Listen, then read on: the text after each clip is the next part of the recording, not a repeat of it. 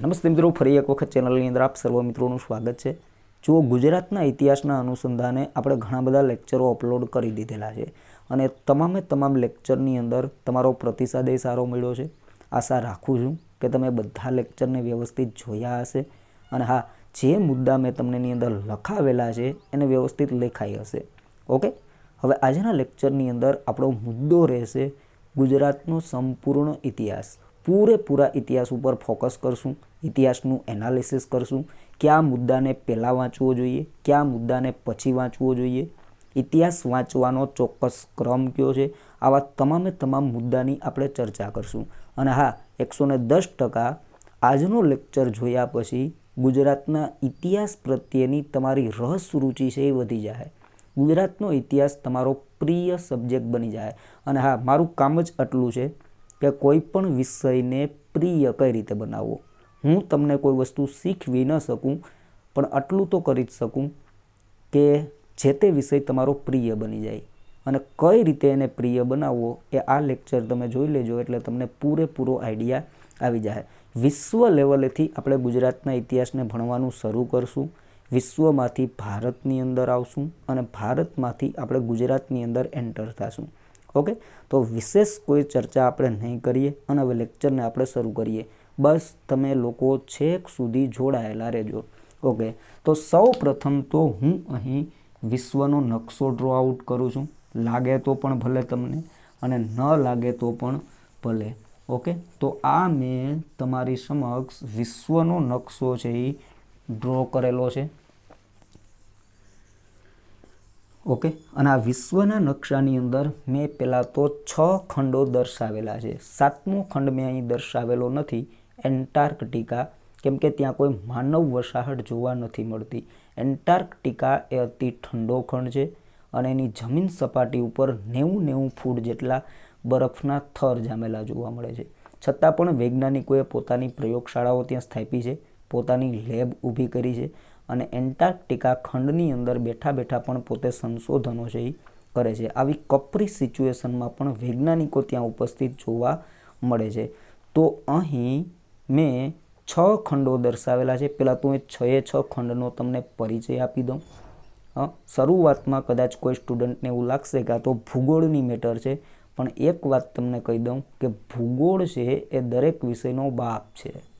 ભૂગોળ જ્યાં સુધી ન ખબર હોય તમને, ત્યાં સુધી ઇતિહાસ પણ ખબર નથી પડતી। આગળ જ થોડી જ વારમાં આપણે ઇતિહાસની અંદર એન્ટર થઈ જાઉં। પહેલાં વિશ્વ લેવલેથી મેં તમને કીધું ને, આપણે શરૂ કરશું ત્યાંથી ભારતની અંદર આવશું અને ભારતમાંથી આપણે ગુજરાતની અંદર એન્ટર થાવું। ઓકે, તો આ જે ભાગ તમે જોઈ રહ્યા છો, આ એક ટુકડો તમે જોઈ રહ્યા છો એ ઉત્તર અમેરિકા ખંડ છે। હું નામ નહીં લખું એ કંઈના, ઉત્તર અમેરિકા ખંડ ટોટલ 10 દેશો એની અંદર આવેલા છે। આ જે ટુકડો તમે જોઈ રહ્યા છો એ દક્ષિણ અમેરિકા ખંડ છે, ટોટલ 13 દેશો એની અંદર આવેલા છે। ઉત્તર અમેરિકા ખંડ છે, દક્ષિણ અમેરિકા પણ ખંડ છે, અમેરિકા ખંડ નથી। અમેરિકા શું છે તો કે અમેરિકા એ ઉત્તર અમેરિકા ખંડની અંદર આવેલો એક દેશ છે। રિપીટ કરી દઉં, ઉત્તર અમેરિકા ખંડ છે, દક્ષિણ અમેરિકા ખંડ છે, પણ અમેરિકા છે એ દેશ છે જે ઉત્તર અમેરિકા ખંડની અંદર આવેલ છે।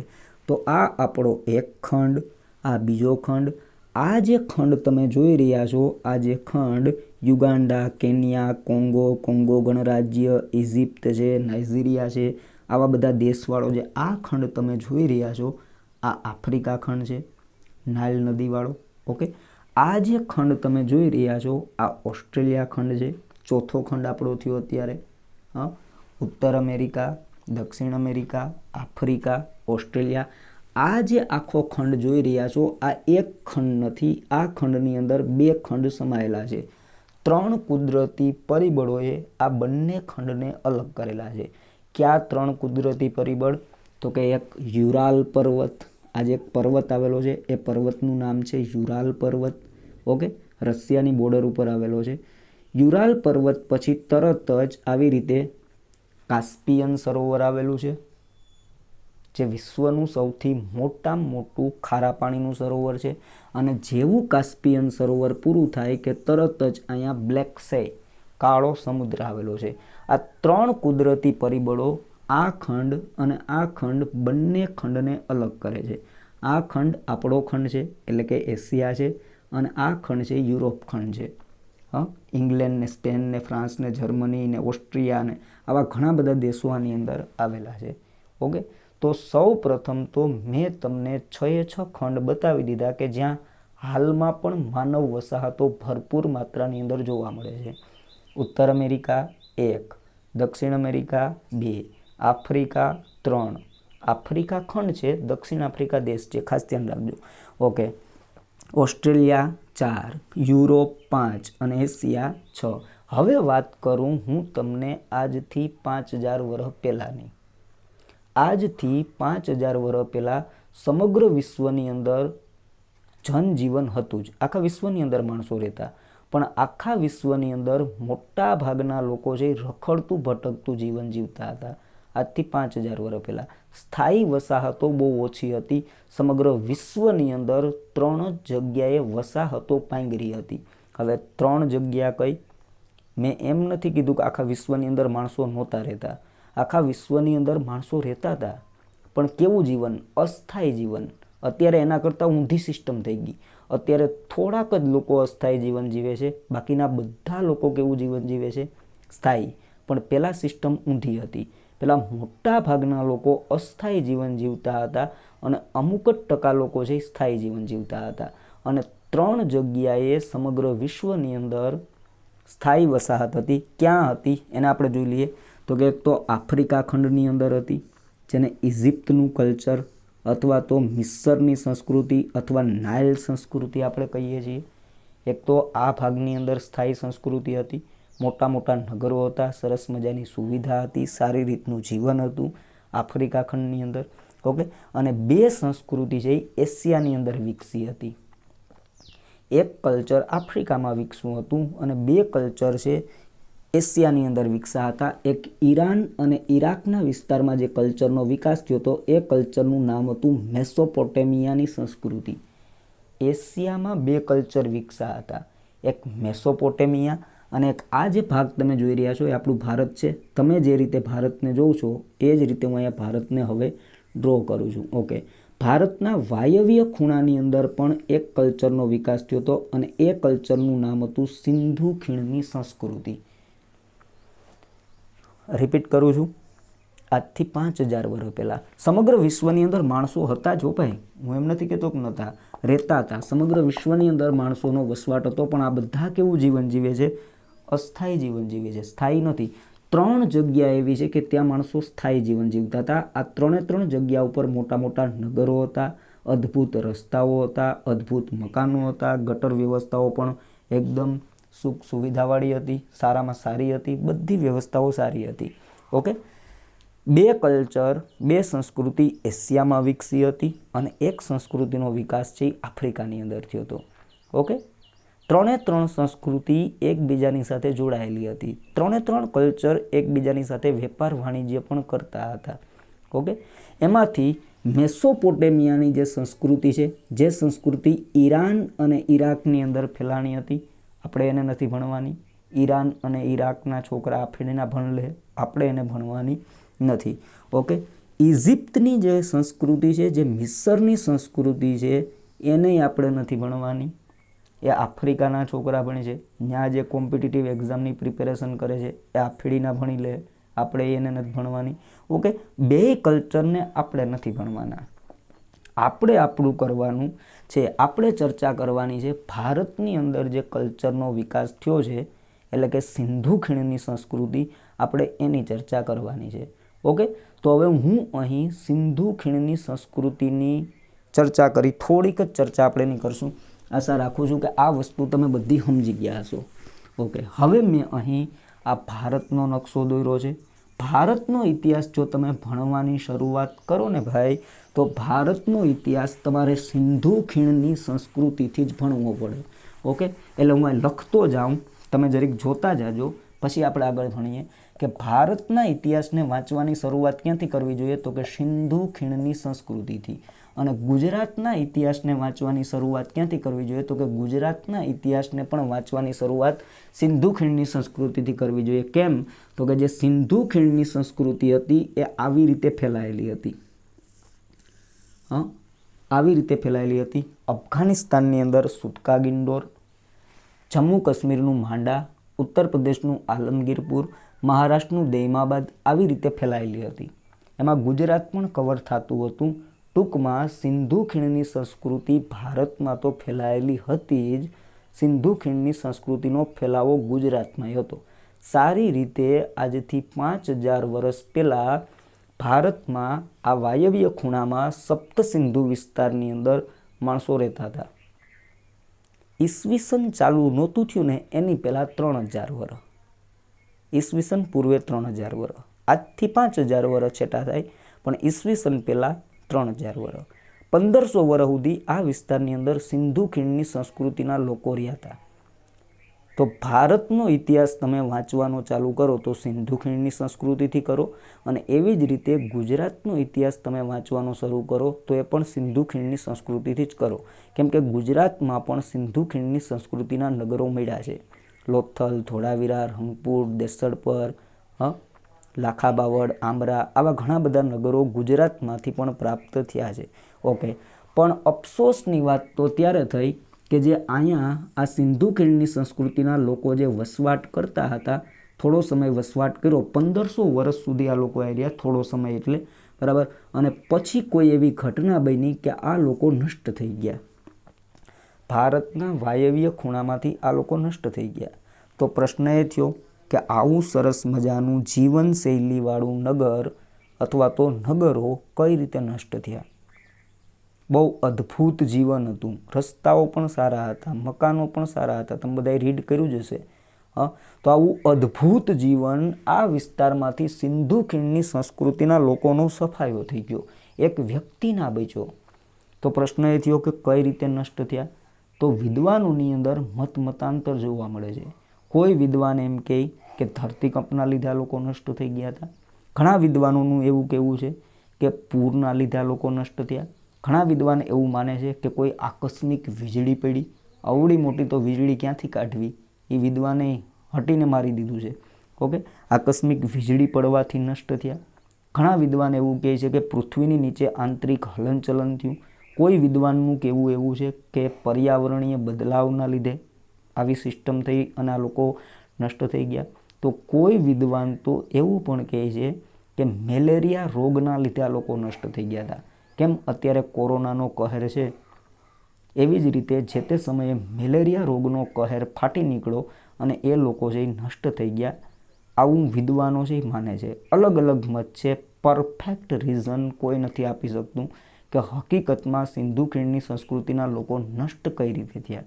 પણ હા, એક વાત કન્ફર્મ છે કે આ વિસ્તારમાંથી સિંધુ ખીણની સંસ્કૃતિના લોકો નષ્ટ થઈ ગયા. ઓકે, તો ફરી રિપીટ, ભારતનો ઇતિહાસ ભણો તોય ભલે અને ગુજરાતનો ઇતિહાસ ભણો તોય ભલે, તમારે રીડિંગ કરવાની શરૂઆત ક્યાંથી કરવાની? સિંધુ ખીણની સંસ્કૃતિથી. હવે જોજો તમે સિસ્ટમ.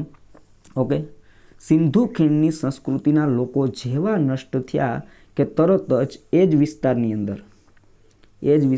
અંદર ઓકે, મેં એમાં ગુજરાતને કવર નથી કર્યું, ગુજરાતને સાઈડ કરી દીધું. એ જ જગ્યાએ નવા માણસો રહેવા આવ્યા. જેવું સિંધુ ખીણની સંસ્કૃતિનું પતન થયું કે તરત જ એ જ વિસ્તારની અંદર પણ સિંધુ ખીણની સંસ્કૃતિ કરતાં એ જે નવા લોકો આવ્યા એનો વિસ્તાર ઓછો હતો. એનો વિસ્તાર સિંધુ ખીણની સંસ્કૃતિના લોકો જેટલો નહોતો. તો પ્રશ્ન એ થયો કે આ જે નવા લોકો આવ્યા એ ક્યાંથી આવ્યા? તો એમાંય પાછો વિદ્વાનોમાં મતાંતર છે. કોઈ વિદ્વાન એમ કહે છે કે બેક્ટ્રિયા અને પર્સિયા જે મધ્ય એશિયાની અંદર આવેલા વિસ્તારો છે ત્યાંથી આવ્યા હતા. કોઈ વિદ્વાન એમ કહે કે તિબ્બતમાંથી આવ્યા હતા. કોઈ વિદ્વાન એમ કહે કે ઉત્તર ધ્રુવમાં, અત્યારે આપણે એની ડિસ્કસ નથી કરવાની એટલે હું કોઈના નામ પણ બોલતો નથી. કોઈ વિદ્વાન એમ કહે કે ઉત્તર ધ્રુવમાંથી આવ્યા હતા. કોઈ વિદ્વાન એમ કહે કે બ્રહ્મર્ષિ દેશના હતા. ગંગા અને યમુનાની વચ્ચેનો વિસ્તાર છે બ્રહ્મર્ષિ દેશ તરીકે ઓળખાતો પ્રાચીન સમયમાં. કોઈ વિદ્વાન એમ કહે કે જમ્મુ કાશ્મીરમાંથી આવ્યા હતા. કોઈ વિદ્વાન એમ કહે કે ત્યાંના જ હતા. अलग अलग मत जोवा मळे छे। पण हाँ, एक वात कन्फर्म छे कि सिंधु खीणनी संस्कृतिनुं पतन थयुं पछी અહીં કોઈ રહેવાનું ચાલુ થયું હતું અને એ જે લોકો રહેવાનું ચાલુ કર્યું હતું એ લોકો કોણ હતા? તો કે આર્ય લોકો। આર્ય શબ્દનો અર્થ થાય છે શ્રેષ્ઠ, કુલીન, ચારિત્ર્યવાન। અને આર્ય લોકોની ઇન્ફોર્મેશન આપણને વેદોમાંથી મળે છે, ઋગ્વેદ, યજુર્વેદ, સામવેદ, અથર્વવેદ। ઓકે, અને તમે સ્પષ્ટ રીતે જોઈ શકો છો કે સિંધુ ખીણની સંસ્કૃતિ ગુજરાતમાં ફેલાયેલી હતી, પણ આર્ય કલ્ચર ગુજરાતમાં નહોતું। એના એવિડન્સ કોઈ મળ્યા નથી, એના પુરાવા કોઈ મળ્યા નથી। એટલે એનો મતલબ એવો થયો કે ભારતના ઇતિહાસમાં સિંધુ ખીણની સંસ્કૃતિના પતન પછી આર્ય લોકોએ રહેવાનું ચાલુ કર્યું અને આર્ય લોકોનું જે કલ્ચર હતું, શરૂઆતનું કલ્ચર વૈદિક સંસ્કૃતિ તરીકે ઓળખાતું હતું। આર્યોના શરૂઆતના જે 500 વર્ષ છે ને એ વૈદિક સંસ્કૃતિ એવા નામથી ઓળખાય છે અને 500 વર્ષ પછીના જે 500-600 વર્ષ આર્ય લોકોના છે એ ઉત્તર વૈદિક એવા નામથી ઓળખાય છે। આ લોકોનો સમયગાળો 1 મિનિટ હું અહીંયા તમને દર્શાવી દઉં। અંદાજિત સમયગાળો હું લખું છું કેમ કે બધી બુકમાં તમને અલગ અલગ જોવા મળશે। સિંધુ ખીણની સંસ્કૃતિના લોકોનો સમયગાળો ઈસવીસન પૂર્વે 3000 થી 1500નો ગણાય છે। વૈદિક સંસ્કૃતિનો સમયગાળો ઈસવીસન પૂર્વે 1500 થી 1000નો ગણાય છે અને ઉત્તર વૈદિક સંસ્કૃતિનો સમયગાળો 1000 થી 600 સુધીનો ગણાય છે। હવે હું તમને સિમ્પલ રીતે સમજાવું કે ભારતમાં સિંધુ ખીણની સંસ્કૃતિનું પતન થયું એટલે આર્ય લોકોએ વૈદિક સંસ્કૃતિ ચાલુ કરી દીધી। પછી આર્ય લોકો છે 500 વર્ષ પછી વિકસે છે અને વિકાસ થયો, એ જ સમયગાળો ઉત્તર વૈદિક કાળ તરીકે ઓળખાય છે। તો ભારતમાં તો ઇતિહાસ આગળ વધે છે। સિંધુ ખીણની સંસ્કૃતિ પછી વૈદિક કાળ આવ્યો, વૈદિક પછી ઉત્તર વૈદિક કાળ આવ્યો, પણ ગુજરાતની અંદર સિંધુ ખીણની સંસ્કૃતિ પછી શું થયું ને એ કંઈ ખબર નથી। હાલો, તો એ તમારા માટે પોઝિટિવ વાત થઈ પ્રિપેરેશન કરવાવાળા માટે કે સિંધુ ખીણની સંસ્કૃતિના પતન પછી ગુજરાતનો ઇતિહાસ મળતો બંધ થઈ જાય। ભારતનો મળે છે પણ ગુજરાતનો મળતો નથી। ભારતમાં જે થયું એ મળે છે। હવે જો ભારતમાં આગળ શું થાય તો કે ઉત્તર વૈદિક કાળ પૂરો થાય ને ભારતમાં કે તરત જ ભારતમાં એક સાથે 2 ઘટના બને છે। ઉત્તર વૈદિક કાળ પૂરો થાય એટલે ભારતમાં એક સાથે 2 ઘટના બનવાનું ચાલુ થાય। એક તો ભારતની અંદર બૌદ્ધ ધર્મ અને જૈન ધર્મનો ઉદ્ભવ થાય અને વિકાસ થાય। આ ભારતનો ઇતિહાસ શીખવાનો ક્રમ છે। આગળ ભારત અલગ થઈ જાય ટેન્શન લ્યોમાં, હું ભારત નથી સમજાવતો પણ ભારતની અત્યારે મારે જરૂર છે ગુજરાત સમજાવવા માટે। ઓકે, ઉત્તર વૈદિક કાળ પછી ભારતની અંદર શું થયું તો કે બૌદ્ધ ધર્મ અને જૈન ધર્મનો ઉદ્ભવ થયો, વિકાસ થયો, ફૂલો ફેલો। ઓકે, અને સાથે સાથે જ્યારે ભારતમાં બૌદ્ધ ધર્મ અને જૈન ધર્મનો વિકાસ ચાલુ હતો, ઉદ્ભવ થઈ રહ્યો હતો, એ જ સમયે ભારતમાં મહાજનપદ બની ગયા। મહાજનપદ મીન્સ કે 1 મિનિટ, હવે આપણે સિમ્પલ રીતે મહાજનપદને પાછા સમજીએ। ઓકે, નિરાતે તમે જોજો। સિંધુ ખીણની સંસ્કૃતિના લોકો નગરોમાં રહેતા હતા। હવે સમજો પાછું, સિંધુ ખીણની સંસ્કૃતિના લોકો નગરોમાં રહેતા હતા પણ અફસોસ એના નગરોનું પતન થઈ ગયું। હવે જે આર્ય લોકોએ વૈદિક સંસ્કૃતિ ચાલુ કરીને ત્યારે નગર નહોતા, એ લોકોએ ગામડું બનાવ્યું। હવે પાછું ગામડેથી શરૂઆત કરવું જોઈએ। અહીં તો પાવનપટ થઈ ગયું હતું, હા, એકદમ સપાટ બની ગયું હતું। પણ જેવા આર્ય લોકો આવ્યા અને જે વૈદિક કાળ શરૂ થયો એટલે ગામડાથી શરૂઆત થઈ અને ગામડાને વૈદિક કાળમાં એ લોકો જન કહેતા। ઉત્તર વૈદિક કાળ શરૂ થયો એટલે જન મોટા થઈ જનપદ બન્યા અને જેવો ઉત્તર વૈદિક કાળ પૂરો થયો કે તરત જ જનપદ ભેગા થઈ અને મહાજનપદ બન્યા। પેલા સિટી હતા, પછી જન બન્યા, પછી જનપદ બન્યા અને પછી મહાજનપદ બન્યા। એકદમ સિમ્પલ છે યાર।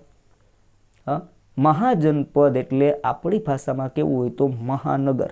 ઓકે, ઉત્તર વૈદિક કાળ પૂરો થયો એટલે આપણા દેશની અંદર ટોટલ 16 મહાજનપદ અસ્તિત્વમાં આવી ગયા।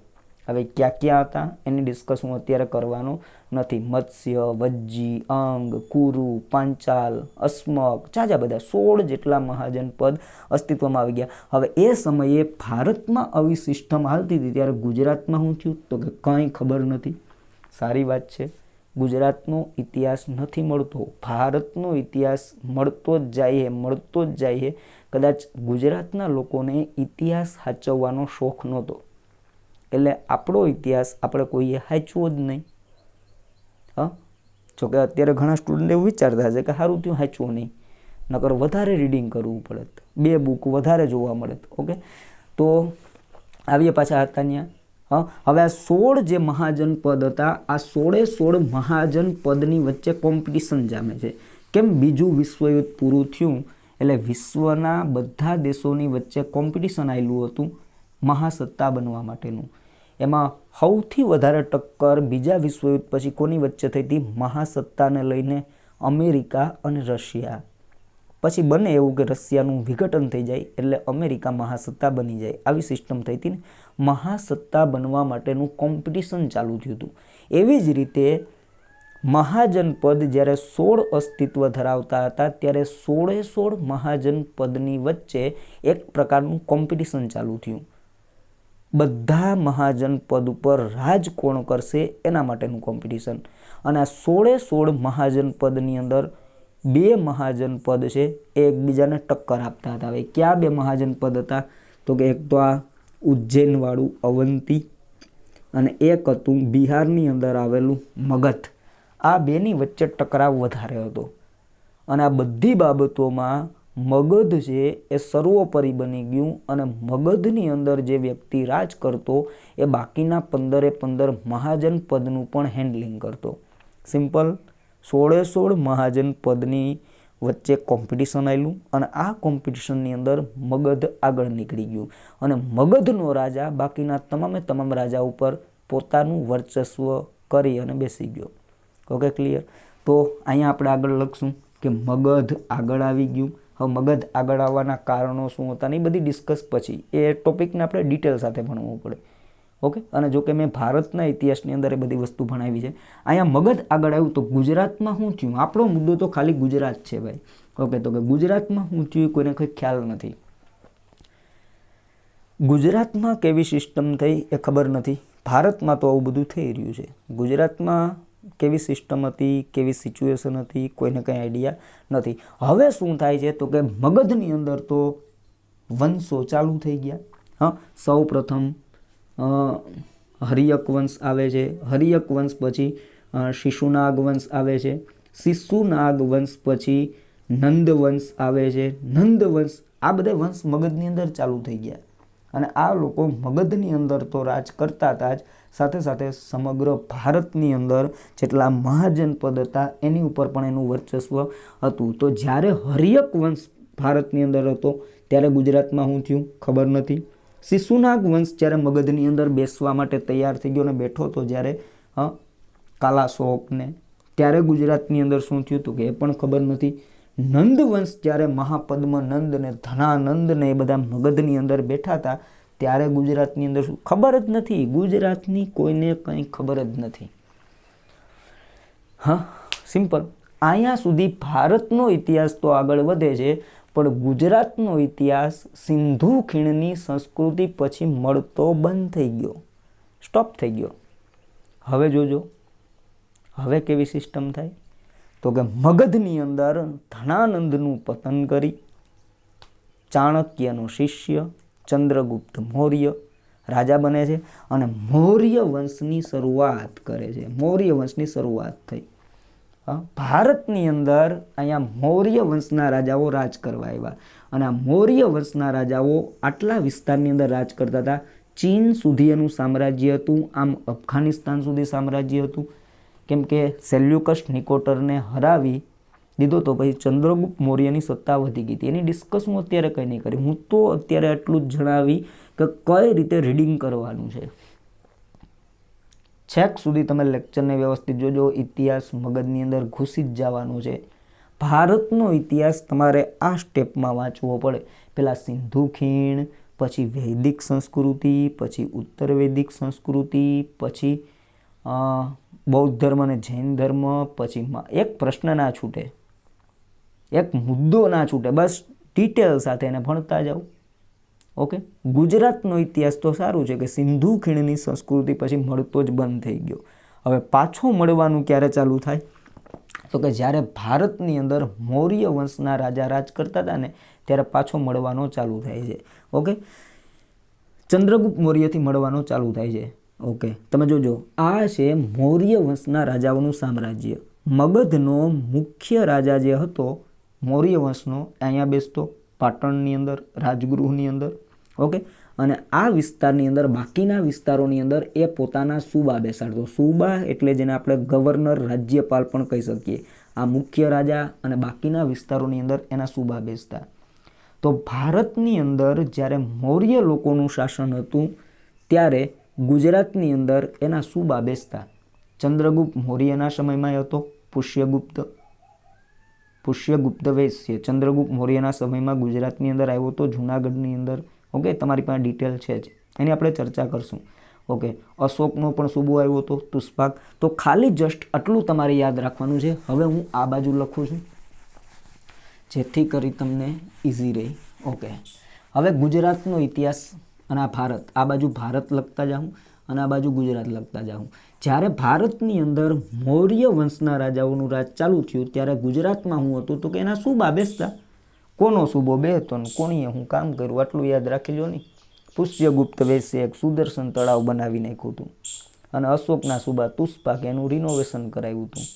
વિશેષ કોઈ વસ્તુ નથી આવતી, અશોકનો શિલાલેખ એક છે. હા, ઓકે, હવે શું થાય તો કે બને એવું થોડો સમય પસાર થાય ભારતની અંદર તો પછી મૌર્ય પછી ઘણું બધું થાય છે. હા, શૃંગ વંશ આવે, કણવો વંશ આવે, સાતવાહન વંશ આવે, પણ એની કોઈ માહિતી ગુજરાતની અંદર નથી મળતી. હા, હવે જેવો ભારતની અંદર તરત જ શક વંશ ચાલુ થાય, જ્યારે ભારતમાં શક વંશ ચાલુ થાય ત્યારે એના સુબા ગુજરાતમાં બેસે. મૌર્યના સુબા, એની ઇન્ફોર્મેશન મેળવો. શક રાજા, જો કે આ શક રાજા ભારતના નથી, શક ક્ષત્રપ એ મધ્ય એશિયામાંથી ભારતની અંદર આવેલા હતા. ઓકે, તો એની ઇન્ફોર્મેશન મેળવી લો, શકના સુબા. અને શકના સુબા પૂરા થાય ત્યારે ગુપ્ત વંશના સુબા. ઓકે, ભારતમાં જ્યારે ગુપ્ત વંશનું સામ્રાજ્ય હતું ત્યારે ગુપ્તના સુબા ગુજરાતમાં બેસતા. અહીંયા સુધીની ઇન્ફોર્મેશન રાખો. હવે આપણે ઇન્ટરેસ્ટિંગ બનાવ્યાને એકદમ સિમ્પલ. ગુજરાતના ઇતિહાસમાં સિંધુ ખીણની સંસ્કૃતિની માહિતી મળી જાય પછી તમારે કોઈ ઇન્ફોર્મેશન નથી મેળવવાની. પછી હું ભારતનો ઇતિહાસ આગળ ચેકી નાખી, કેમ કે આપણો મુદ્દો ગુજરાત છે. સિંધુ ખીણની સંસ્કૃતિ પછી કોઈ ઇન્ફોર્મેશન નથી મેળવવાની. સિંધુ ખીણની સંસ્કૃતિ પછી ડાયરેક્ટ મુદ્દો તમારે ભણવાનો છે ગુજરાતની અંદર આવેલા મૌર્યના સુબા. મૌર્યના સુબા પછી ગુજરાતમાં આવેલા શકના સુબા અને શકના સુબા પછી ગુજરાતમાં આવેલા ગુપ્તના સુબા. ઓકે, હવે જોઈએ નિરાતે તમે જોજો કે જ્યારે ભારતની અંદર અહીંયા ગુપ્ત લોકો અહીંયા રાજ કરતા હતા. ભાઈ, મિડલ ભારતની અંદર એની રાજધાની હતી ઉજ્જૈનવાળી. ગુપ્ત રાજાઓ છે ત્યાં બેસતા હતા. અને જેવી રીતે આપણે વાત કરીને કે સમગ્ર રાજા છે, રાજા જે જગ્યાએ રહેતો હોય ત્યાંથી પોતાના સુબા દ્વારા સમગ્ર વિસ્તારનો વહીવટ છે એ રાજા કરતો રહેતો. ઓકે, જ્યારે ગુપ્ત રાજાઓ રાજ કરતા હતા ત્યારે એનો જ એક સુબો ગુજરાતની અંદર હતો. સુબાનું નામ હતું ભટ્ટાર. હાલો, સિમ્પલ, એકદમ ઇઝી. ભારતમાં જ્યારે ગુપ્ત રાજાઓ રાજ કરતા હતા ત્યારે ગુપ્ત રાજાઓએ પોતાના સુબા તરીકે ભટ્ટાર્કને બેસાડ્યો હતો. ભટ્ટાર્ક શબ્દનો અર્થ થાય ભટ્ટોમાં અર્ક સમાન. ભટ્ટો એટલે કે સૈનિક અને અર્ક મીન્સ કે સૂર્ય. સૈનિકોમાં સૂર્ય સમાન, આવો એનો મિનિંગ છે નીકળે છે. તો જ્યારે ગુપ્ત રાજાઓ ભારતની અંદર રાજ કરતા હતા ત્યારે એનો સુબો અહીં બેસો હતો ભટ્ટાર્ક. હવે ભટ્ટાર્કે એવું વિચાર્યું કે ગુપ્ત રાજાઓની અંદર દમખમ છે નહીં, એટલા બધા સશક્ત છે નહીં, સુબા ઉપર વચ્ચે થોડુંક કનેક્શન કટ થયું હતું. ઓકે, તો જ્યારે ભારતની અંદર ગુપ્ત વંશના રાજાઓનું રાજ હતું, ફરીથી એક વખત હું રિપીટ કરી દઉં, આપણે ભણી રહ્યા છીએ કે ગુજરાતના ઇતિહાસને કઈ રીતે પ્રિપેર કરવો. સૌ પ્રથમ તમે સિંધુ ખીણની ઇન્ફોર્મેશન મેળવી લો વ્યવસ્થિત રીતે. ઓકે, સિંધુ ખીણની ઇન્ફોર્મેશન પછી ગુજરાતનો ઇતિહાસ મિસિંગ છે. હા, અને પાછો ક્યાંથી ચાલુ થાય તો કે જ્યારે ભારતની અંદર મૌર્ય વંશના રાજાઓ રાજ કરતા હોય ત્યારે ગુજરાતની અંદર ઇતિહાસ મળવાનો ચાલુ થાય. મૌર્ય પછી શકના સુબા વિશેની ઇન્ફોર્મેશન ગુજરાતમાંથી મળે છે અને ગુપ્તના સુબા વિશેની ઇન્ફોર્મેશન આપણને ગુજરાતમાંથી મળે છે. ઓકે, અને હવે જે આપણે વાત કરતા હતા ત્યાં આવીએ. વચ્ચે મોબાઈલમાં ચાર્જિંગ થઈ રહ્યું હતું એટલે ફોન સ્વિચ ઓફ થયો હતો એટલે લેક્ચર વચ્ચે કટ થયો એટલે પાછો હું જોઈન્ટ કરું છું. ઓકે, તો જ્યારે ભારતની અંદર અહીંયા ગુપ્ત વંશનું સામ્રાજ્ય હતું ત્યારે ગુપ્ત વંશનો એક સૂબો છે એ ગુજરાતની અંદર બેઠો હતો અને એ સૂબાનું નામ હતું ભટ્ટાર્ક. ભટ્ટાર્ક શબ્દનો અર્થ થાય છે ભટ્ટોમાં અર્ક સમાન. ભટ્ટો એટલે કે સૈનિક, અર્ક મીન્સ કે સૂર્ય. સૈનિકોમાં જે વ્યક્તિ સૂર્ય સમાન છે એટલે કે સૈનિકોની અંદર જે વ્યક્તિ સશક્ત છે એ વ્યક્તિને ભટ્ટાર્ક તરીકે ઓળખવામાં આવે છે. તો જ્યારે ભારતની અંદર ગુપ્ત વંશના રાજાઓનું રાજ હતું, સમગ્ર ભારતની અંદર ગુપ્ત વંશના સૂબાઓ બેસતા હતા, એ જ સમયે ગુપ્તનો એક સૂબો ભટ્ટાર્ક ગુજરાતમાં બેઠો હતો અને ભટ્ટાર્કને એવો વિચાર આવ્યો કે ગુપ્ત રાજાઓ હવે એટલા બધા સશક્ત છે નહીં, એટલે ભટ્ટાર્ક ગુપ્તની વિરુદ્ધમાં બગાવત કરે છે અને સમગ્ર ગુજરાત ઉપર પોતાનો કબજો જમાવી લે છે. ઓકે, કે હવેથી ગુજરાત મારું, હવે ગુજરાત છે ગુપ્તને આધીન નથી, ગુજરાત આજથી મારું છે, અહીંયા કોઈ આવતા નહીં. અને આવી રીતે ભટ્ટાર્કે ગુજરાતને પહેલી વખત સ્વતંત્ર જાહેર કર્યું અને ભટ્ટાર્કે ગુજરાતની અંદર જે વંશ ચાલુ કર્યો એ વંશનું નામ છે મૈત્રક વંશ. ઓકે, અને આવી રીતે ગુજરાતની અંદર પહેલો સ્વતંત્ર વંશ છે એ રાજ કરવાનું ચાલુ કરે, જેની સ્થાપના કરી હતી ભટ્ટાર્કે. મૈત્રક વંશ એટલા માટે નામ આપવામાં આવ્યું કે આ લોકો લકુલિશના શિષ્ય મિત્ર ઉપરથી ઉતર્યા હતા એટલે મૈત્રક વંશ એવું પોતાનું નામ રાખે છે. ઓકે, અને આ વંશની અંદર ઘણા બધા રાજાઓ જે આવી પડે છે. આ ગુજરાતનો પહેલો વંશ છે. અત્યાર સુધી ગુજરાતમાં એક પણ રાજા નહોતો આવ્યો રાજ કરવા.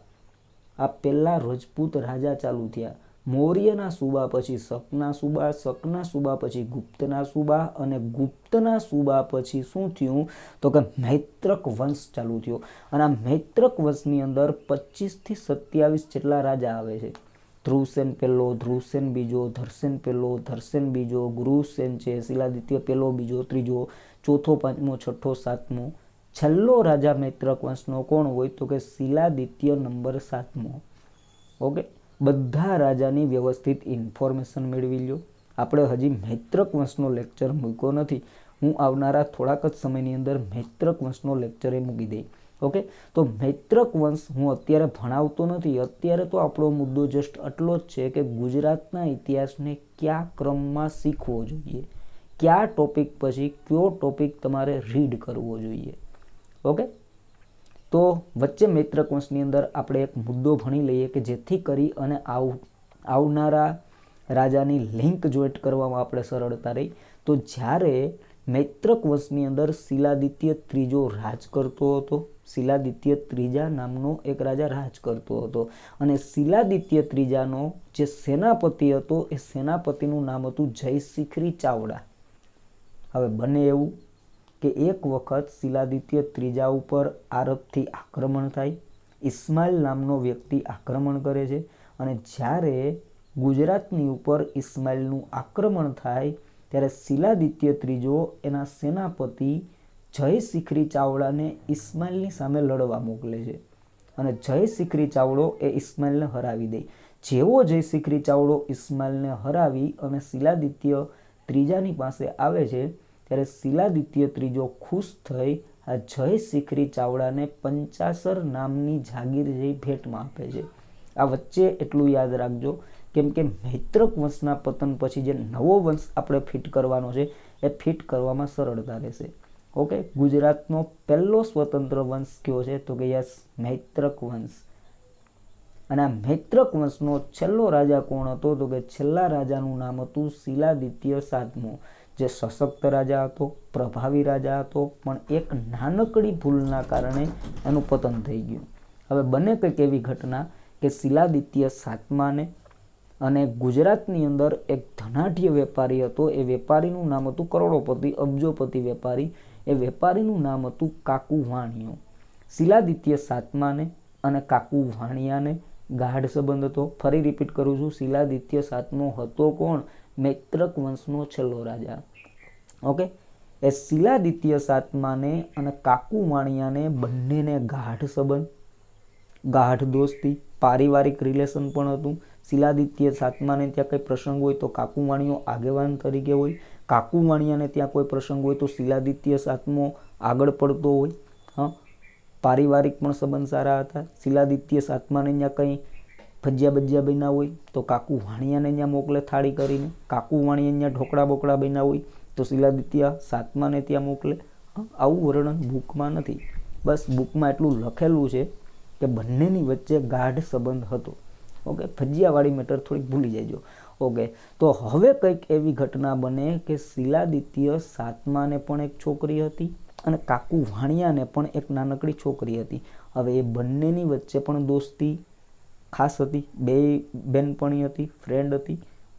એક વખત શિલાદિત્ય સાતમાની છોકરી કાકુ વાણિયાના ઘરે જાય અને એ જ સમયે કાકુ વાણિયાની છોકરી એની પાસે એક દાંતિયો હતો, એ દાંતિયાથી પોતાનું માથું ઓળતી હતી. હવે દાંતિયો કરોડોપતિની દીકરી છે તો દાંતિયો એવો જ હોય ને, સોનાનો દાંતિયો હતો, હીરા જડિત દાંતિયો હતો.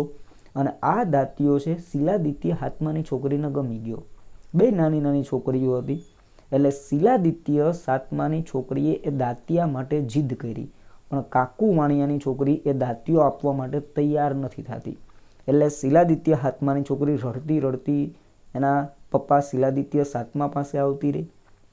એટલે શિલાદિત્ય એના સિપાહીઓને કહે કે સિપાહીઓ તમે જાઓ કાકુભાઈ પાસે અને એને કહેજો કે દાંતિયો છે એ આપો, રાજાની છોકરી રડે છે. એટલે સિપાહીઓ આવે છે પણ કાકુ વાણિયો છે એની દીકરીને એવું કહે છે કે બેટા દાંતિયો આપી દે, રાજાની છોકરી રડે છે. પણ કાકુ વાણિયાની છોકરી દાંતિયો આપવા તૈયાર નથી થતી અને કાકુ વાણિયો પણ એની છોકરીને રડતી ન જોઈ શકતો એટલે સિપાહીઓને રિટર્ન મોકલી દે. અને આ બાજુ રાજાની છોકરી હજી શાંત નથી થતી, એને જોઈએ એટલે જોઈએ. અને ઉમે આપણે જોઈએ ને કે નાના છોકરાની જીદ કેવી ખતરનાક હોય. હા, એટલે રાજા હવે એની જાત ઉપર આવી જાય છે અને કહે છે કે જાઓ તો સિપાહીઓ હવે દાંતિયાને છીનવીને લઈ આવો, કાકુભાઈ ન દે ને તો ઝટીને લઈ આવો.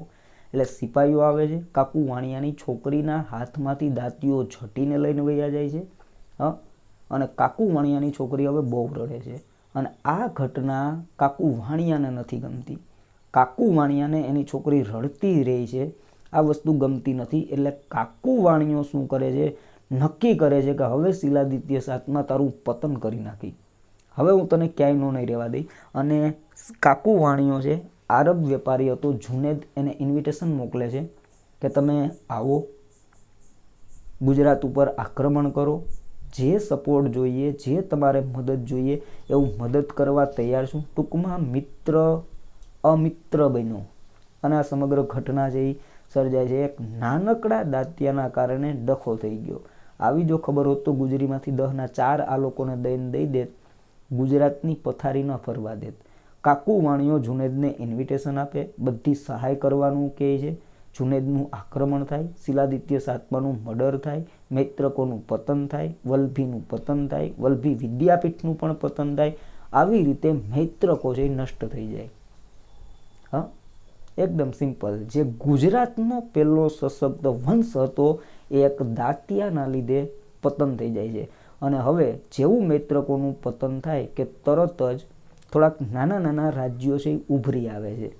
સિંધવ વંશ છે, ગારુલક વંશ છે, નાના નાના રાજ્યો જે મૈત્રકોના સમયમાં પણ હતા થોડા ઘણા અંશે. અને મૈત્રકોના પતન પછી એટલે મૈત્રકો પછી તમારે આવા નાના નાના રાજ્ય પણ ભણવા પડે. અને હા, મોટો વંશ જો ભણવો હોય તો મૈત્રકો પછી ડાયરેક્ટ ભણવાની શરૂઆત કરવી પડે, ચાવડા વંશ. હવે ચાવડા વંશ શું છે એની મેં હિન્ટ તમને આગળ જ આપી દીધી કે શિલાદિત્ય ત્રીજાના સમયમાં એનો સેનાપતિ કોણ હતો, જયશિખરી ચાવડા. અને જયશિખરી ચાવડાને 50 ગામની જમીન ભેટમાં મળી હતી.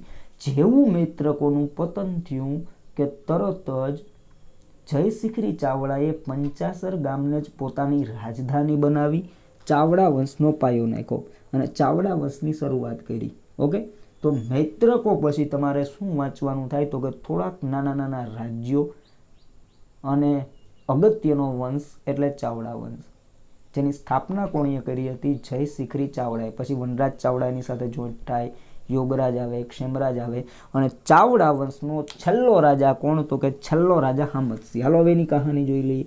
ઓકે, ચાવડા વંશનો જયશિખરી ચાવડા રાજા બહુ વ્યવસ્થિત હતો. વનરાજ ચાવડા રાજા પણ બહુ વ્યવસ્થિત હતો. પણ યોગરાજ જે રાજા આવ્યો વનરાજ ચાવડા પછી, એ પણ યોગ્ય હતો. પણ એના જે વંશજો આવ્યા ને યોગરાજ પછી ક્ષેમરાજના, બધા દુષ્ટ પ્રવૃત્તિવાળા હતા, દુષ્ટ વૃત્તિવાળા હતા, થોડાક મદિરાપાન કરવાવાળા પણ હતા. ઓકે, તો ચાવડા વંશનો છેલ્લો રાજા અહીંયા બેઠો હતો અને છેલ્લા રાજાનું નામ હતું સામતસિંહ, જે મદિરા પાનનો શોખીન હતો, દારૂ વધારે પડતો પીતો હતો. અને આ સામતસિંહની બેન દક્ષિણ ભારતની અંદર સોલંકી વંશના રાજા રાજના ઘરમાં સાસરે હતી.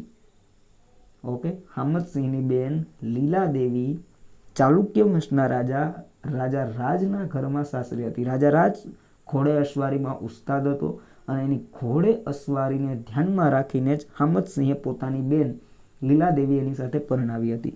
હવે બને એવું કે આ હામતસિંહની ઉપર કોઈ બહારનો રાજા આક્રમણ કરે, એના લીધે હામતસિંહનું મૃત્યુ થાય. હામતસિંહનું મૃત્યુ થાય એટલે એની જે વાઇફ હતી લીલાદેવી, એનીએ પણ આત્મહત્યા કરી લીધી, સતી બની ગઈ. પણ એમ છતાં બંનેને એક સરસ મજાનો દીકરો હતો જે મૂળ નક્ષત્રમાં જન્મ્યો હતો, એટલે એનું નામ પડ્યું હતું મૂળરાજ. હા, મૂળરાજ છે એ આ બંનેનો દીકરો હતો, હામતસિંહનો ભાણેજ હતો અને આ બંનેનો દીકરો હતો લીલાદેવી અને રાજા રાજ. હવે બંને કંઈક એવી ઘટના કે જ્યારે આ બંને મરી જાય એટલે રાજા રાજની જે દાસી હતી એ દાસી આ મૂળરાજને લઈ અને હામતસિંહના દરબારમાં આવે કે હામતભાઈ, તમારા બેન અને જીજુ હવે રહ્યા નથી. ઓકે, ભાણુભાઈ એક બચી ગયા છે, તો એને લઈ અને તમારી પાસે આવી છું, તમે એને આશરો આપો. હામતસિંહ ભલે દારૂડિયો હતો, એવું જરૂરી નથી કે દારૂડિયા માણસો ખરાબ જ હોય. હામતસિંહ સારો માણસ હતો. હા, જે ખરાબ માણસો જેને દુનિયા કહી ને એ હકીકતમાં ખરાબ નથી, એ લોકો સારા છે. અને જે પ્રોફેશનલ લોકો છે, જે ઇન બિન મારીને ફરે છે, ટકાટક થઈને ફરે છે, આ જ લોકો મારી દૃષ્ટિએ તો મોટા વિલન છે. અને જેને વિલન કહીએ ને એ જ લોકો આપણને જરૂરતના સમયે કાયમ આવે છે. બાકી પ્રોફેશનલ લોકો એ પ્રોફેશનલ વાતો જ કરતા હોય. ઓકે, તો અહીંયા આવીએ છીએ આપણે પાછા હતા અહીંયા અવળે રસ્તે ભાગી ગયા આપણે. ઓકે, તો મૂળ રાજને દાસી લઈ હામતસિંહ પાસે આવે છે. હામતસિંહને આખી સ્ટોરી કહી કે તમારા દીદી વયા ગયા, તમારા જીજુ મરી ગયા, આ એક રહી ગયા છે ભાણેજ તમારા. ઓકે, તમે એને આશરો આપો. હામતસિંહ એને આશરો આપે છે. પણ હામતસિંહને એક કુટેવ હતી, મેં આગળ તમને કીધું, મદિરાપાન કરવાની. એટલે હામતસિંહ દરરોજ દારૂ પી મૂળરાજને બોલાવે કે મૂળરાજ, કાલે તને હું રાજા જાહેર કરી દેવાનો છું. દારૂના નશામાં આવું બધું બોલે. તું કાલે મહેલને દરબારને ડેકોરેટ કરી રાખજે, બધું શણગારી રાખજે. હા, કાલે તને હું રાજા ઘોષિત કરી દઈ. એટલે બિચારો મૂળરાજ હરખાઈ જાય કે વાહ મામા, મામાની મેર, મામાની દયા, મામાની મોજ. બિચારો હડખાઈ જાય, આનંદ આવી જાય બિચારાને.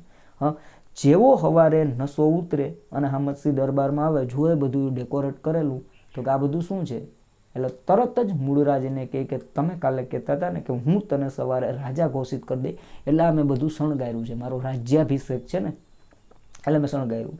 અને આખા દરબારની અંદર એ જ સમયે હામતસિંહ એની ઇન્સર્ટ કરી નાખે. આવું તો દરરોજનું થતું, એક દિનનું હોય તો ભલે, દરરોજ દારૂ પી જાય, વેફર લઈ આવીને બરફ લઈ આવીને ભર ગ્લાસ, અને બિચારો ગ્લાસ ભરતો હોય તો સમજાવે કે મારા દીકરાને કાલે તો રાજા બનાવી દો. એક દિવસ મૂળ રાજને હકીકતમાં ક્રોધ આવી ગયો. જેવો નશામાં આવી વાત કરતો હતો કે મૂળ રાજે ડોકું કાપી નાખ્યું અને મામાની જ હત્યા કરી નાખી. મામાની હત્યા કરી અને હવે ભાણો ગાદી આવ્યો. પણ ભાણો ક્યાં વંશનો હતો?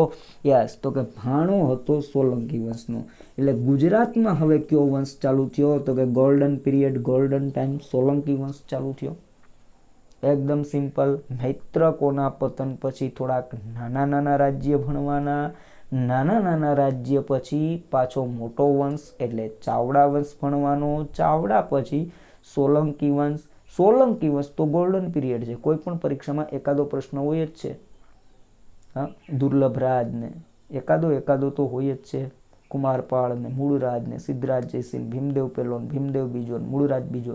હા, તો એ બધા રાજા તમે વ્યવસ્થિત ક્લિયર કરો.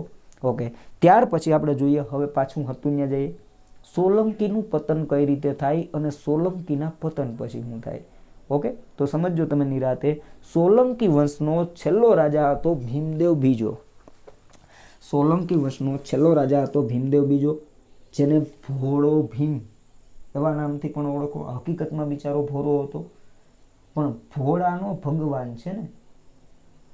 ભીમદેવ બીજાએ ભોળો ભીમ ભલે કહેવાતો એ, પણ સોલંકીઓની અંદર સૌથી વધારે રાજ કર્યું તો એ છેલ્લા રાજાએ જ કર્યું. ભીમદેવ બીજાએ. અને ભીમદેવ બીજા પછી જે છેલ્લો રાજા હતો ત્રિભુવનપાળ. ઓકે, તો એની આપણે ચર્ચા કરશું. સોલંકીનો છેલ્લો રાજા કોણ? તો કે યસ, ત્રિભુવનપાળ. અને ભીમદેવ બીજાએ 64 વર્ષ સુધી રાજ કર્યું. તો એની પાછળનું રીઝન શું હતું? તો કે ભીમદેવ બીજાના જે સેનાપતિઓ હતા ને એ વાઘેલા વંશના હતા.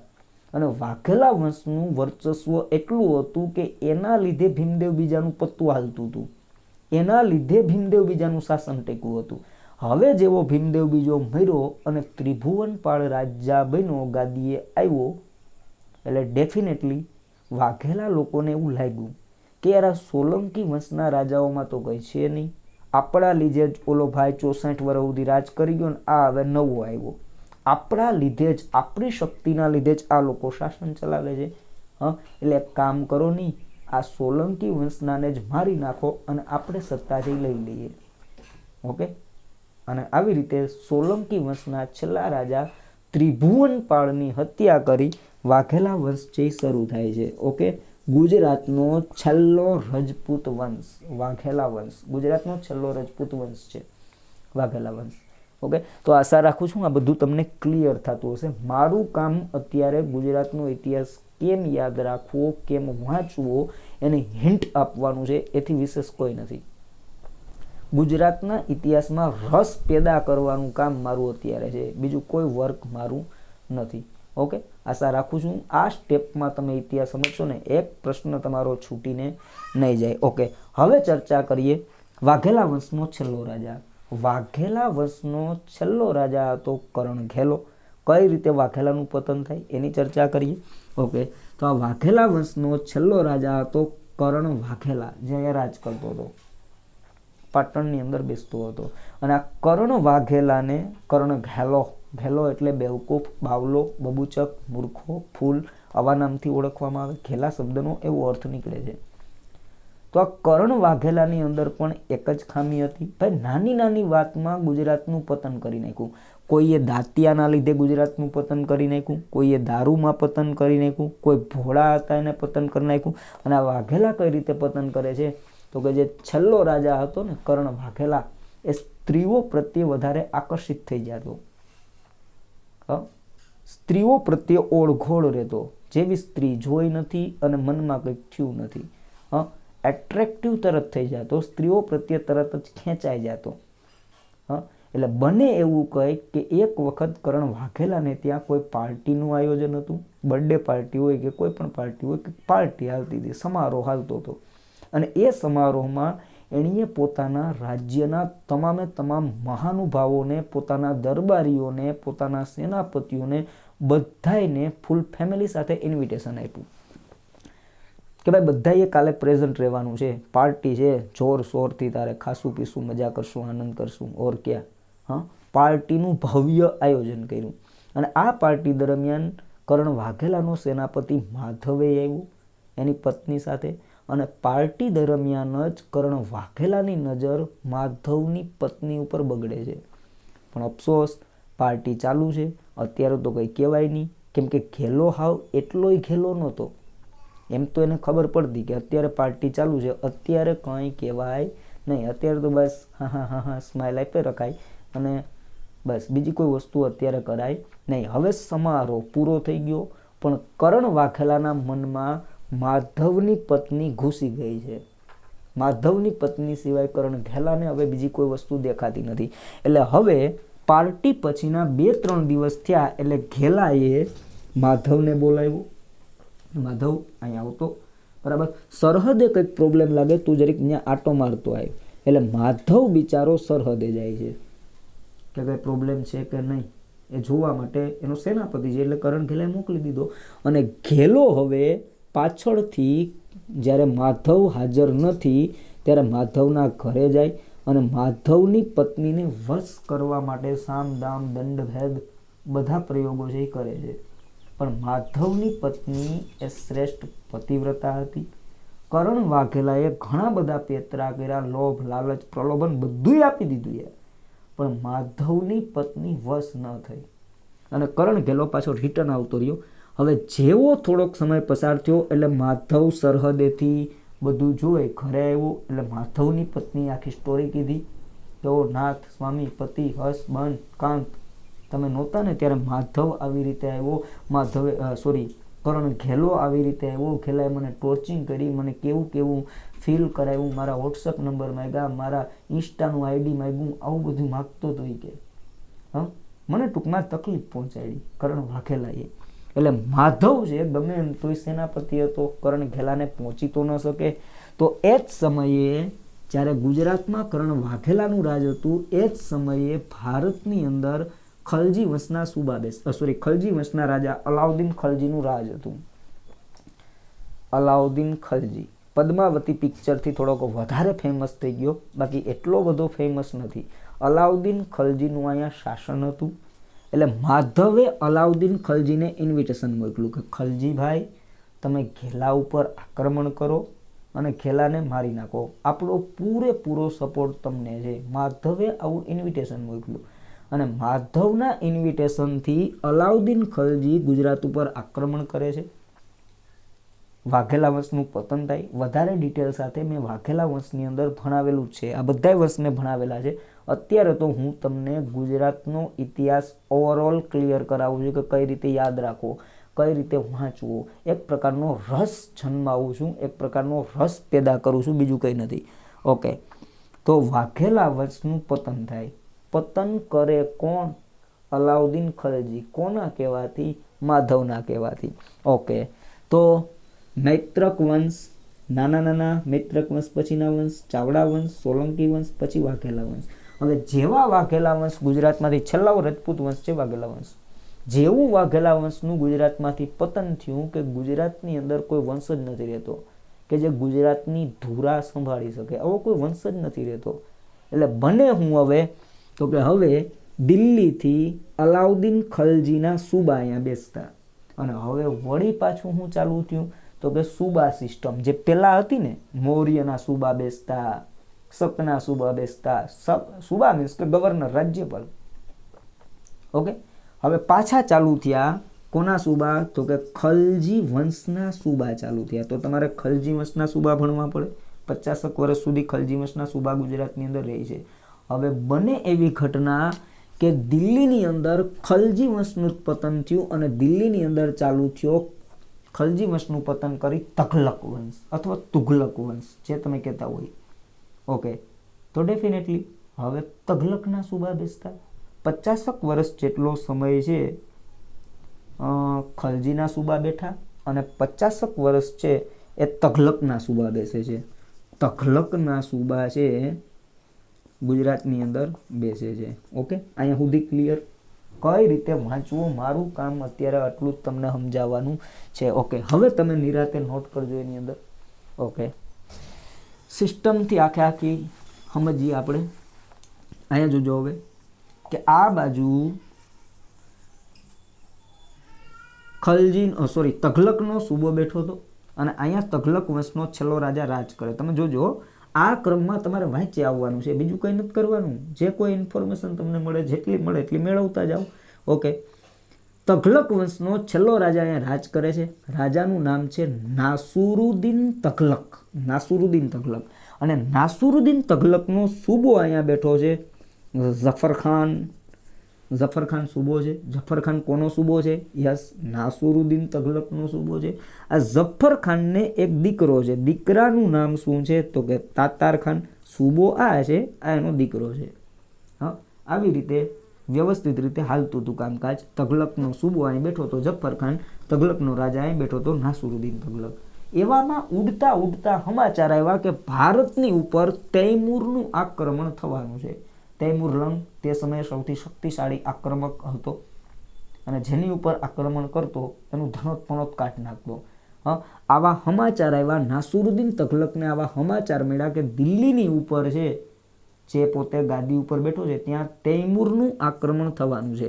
એટલે આ નાસિરુદ્દીન તગલક આક્રમણ થાય એની પહેલાં જ દિલ્હીની ગાદી છોડી અને ગુજરાત આવતો રહે. અને ગુજરાત આવી કોની પાસે આવે છે? એના સુબા પાસે, ઝફર ખાન પાસે, કે ઝફર ખાન મને પનાહ આપો. આવી રીતે આક્રમણ થવાનું છે, મારું મૃત્યુ નિશ્ચિત છે, તમે મને સાચવો. એ જ સમયે તાતાર ખાન આ બંનેની વાતો સાંભળે છે. ઝફર ખાન અને નાસિરુદ્દીન તગલકની વાતો સાંભળે છે. તાતાર ખાન છે એ થોડોક ઉછાંચડો જીવ હતો, રહી ન હકે, ટૂંકમાં તરત જ ઉલરવા માંડે. એટલે તાતાર ખાને એના પપ્પાને સમજાવ્યા કે પપ્પા, આપણે તો એના સુબા કહેવાય, ખરેખર આપણું રક્ષણ એણીએ કરવું જોઈએ, એના બદલામાં એનું રક્ષણ આપણી પાસે કરાવે છે. આવું પપ્પા હાલે જ નહીં, આને રાખવો જ નથી. આવી રીતે બે બાપ દીકરાની વચ્ચે બોલાચાલી થાય. આ ઘટનાને જોઈ નાસિરુદ્દીન તગલક અહીંથી ભાગી જાય, દક્ષિણમાં વહી જાય અને એમનું મૃત્યુ પામે. હવે બને એવું કે ભારતની ઉપર તૈમૂરનું આક્રમણ થઈ ગયું, ઉત્તર ભારતને ધમરોડી અને વયો ગયો તૈમૂર, પણ ગુજરાત બચી ગયું એનાથી. અને હવે બને એવું કે દિલ્હીની અંદર કોઈ રાજા જ નથી, તો હવે સુબા કોના?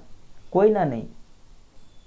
એટલે ગુજરાતના જે સુબા હતા ઝફર ખાન અને એનો દીકરો તાતાર ખાન એ સ્વતંત્ર બને છે અને ગુજરાત ફરી પાછું સ્વતંત્ર થાય. પેલા સુબા, પછી રાજા, પાછા સુબા, અને હવે પાછા શું આવ્યા? તો કે હવે પાછા રિપીટ રાજા આવે છે, પણ એ રાજા બધા કેવા છે? તો કે મુસ્લિમ રાજા છે. અને એ જે રાજા આવ્યા એને નામ શું આપવામાં આવ્યું? તો કે ગુજરાતની સ્વતંત્ર સલ્તનત. મોહમ્મદ બેગડો, ઝફર ખાન ને તાતાર ખાન ને આ લોકોનું સામ્રાજ્ય છે. કુતુબુદ્દીન અહેમદ શાહ અને કાંકરિયા તળાવવાળા આ લોકોનું શાસન છે હાલે છે. આ લોકો રાજ કરતા હોય. હવે જોજો સિસ્ટમ શું થાય છે પાછી એક વખત. ઓકે, ગુજરાતની સ્વતંત્ર સલ્તનતનો છેલ્લો રાજા અહીં રાજ કરતો હતો. છેલ્લા રાજાનું નામ છે મુઝફ્ફર શાહ ત્રીજો. છેલ્લો રાજા અહીં રાજ કરે છે ગુજરાતની સ્વતંત્ર સલ્તનત. પહેલો રાજા કોણ હતો ગુજરાતની સ્વતંત્ર સલ્તનતનો? ઝફર ખાનનો દીકરો તાતાર ખાન. અને ગુજરાતની સ્વતંત્ર સલ્તનતનો છેલ્લો રાજા કોણ છે? મુઝફ્ફર શાહ ત્રીજો. ઇતિમાદ ખાન નામના એક વેપારીએ, ઇતિમાદ ખાન નામનો એક અમીર વ્યક્તિ હતો, એક વેપારી હતો, એણીએ એક નાનકડા છોકરા નન્નુને મુઝફ્ફર શાહ ત્રીજો નામ આપી અહીં ગાદીએ બેસાડી દીધો. ઇતિમાદ ખાને નન્નુને આવું નામ આપ્યું અને ગાદીએ બેસાડી દીધો. ઓકે, તો ડેફિનેટલી બીજા અમીરોને આ વાત ન ગમી. મુઝફ્ફર શાહ વતી શાસન આ જ ચલાવતો. કઠપૂતળી હતો ખાલી, આ તો કઠપૂતળી. ઇતિમાદ ખાન કે એ મુજબ આ બિચારો કરતો જતો. એટલે ગુજરાતમાં બળવા વધી ગયા. બીજા અમીરોને આ વસ્તુ ન ગમી. ઇતિમાદ ખાનનું આ કૃત્ય બીજાને ન ગમ્યું, બળવા વધી ગયા. એટલે હવે બને એવું કે આ ઇતિમાદ ખાન છે એ ગુજરાતમાંથી જ્યારે અહીંયા મુઝફ્ફર શાહ ત્રીજો બેઠો હોય ને ગુજરાતની અંદર, એ જ સમયે ભારતની અંદર અકબરનું શાસન હતું. એ જ સમયે ભારતની અંદર મુઘલ શાસક અકબરનું શાસન હતું. જેવા ગુજરાતની અંદર બળવા વધી ગયા કે તરત જ ઇતિમાદ ખાને અકબરને ઇન્વિટેશન આપ્યું કે અકબરભાઈ, જેવી રીતે માધવે ખલજીને આપ્યું હતું, કાકુ વાણિયાએ જુનેદને આપ્યું હતું, એવી જ રીતે ઇતિમાદ ખાને અકબરને ગુજરાત ઉપર આક્રમણ કરવાનું આમંત્રણ આપ્યું. અકબરનું ગુજરાત ઉપર આક્રમણ થાય. હવે જોજો, અકબર છે એ ગુજરાતને કબજે કરે છે અને ફરી પાછું શું ચાલુ થાય? તો કે ફરી પાછું ચાલુ થાય છે મુઘલના સુબા. મુઘલના સુબા, પાછા સુબા ચાલુ થયા. હવે રાજા પાછા સ્ટોપ થયા. અકબરના સુબા બેસતા, અકબર પછી જહાંગીરના સુબા બેસતા, જહાંગીર પછી શાહજહાંના સુબા, શાહજહાંના સુબા પછી ઔરંગઝેબના સુબા બેસતા. આવી રીતે કન્ટિન્યુ આગળ વધે છે. ઓકે, આ મુદ્દો ભણાઈ જાય મુઘલના સુબા પછી તમારે તરત જ ભણવાનું થાય. બસ હવે એમને લખી નાખું છું, લેક્ચર બહુ લોંગ થઈ જાય. મરાઠા વિશે માહિતી મેળવવાની થાય.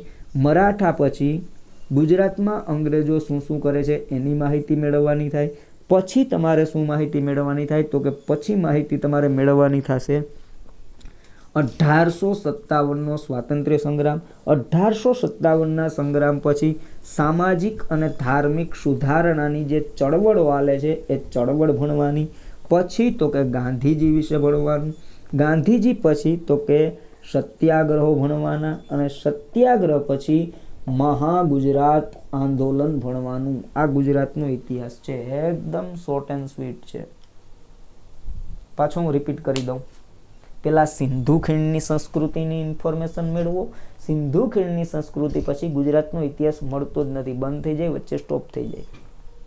પાછો ક્યાંથી એક્ટિવ થાય તો કે મૌર્યના સૂબા, મૌર્ય વંશના રાજાઓ ભારતમાં રાજ ચાલુ કરે ત્યારે એના સૂબાની ઇન્ફોર્મેશન મેળવવાની થાય, શકના સૂબાની મેળવવાની થાય, ગુપ્તના સૂબાની મેળવવાની થાય. બસ આ અડધા પેજની ઇન્ફોર્મેશન છે, એથી વધારે ઇન્ફોર્મેશન નથી.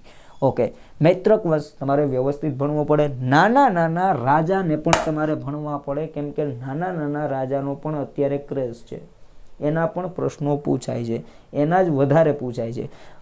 મોટા રાજાના ડિટેલ સાથે પૂછે છે અને નાના રાજાના બેઝિક પૂછે. ગારુલક વંશની રાજધાની કઈ? સૈંધવ વંશનો પેલો રાજા કોણ? મોટા ભાગના ગોથા મારવા માંડે. ઓકે, એટલે એના આવા બેઝિક પ્રશ્નો પણ પૂછે. ચાવડા વંશ પૂરી માહિતી મેળવો, સોલંકી વંશ, વાઘેલા વંશ, આટલા જ રજપૂત રાજા હતા. રજપૂત રાજા પૂરા થાય એટલે ખલજીના તુગલકના સૂબા આવે.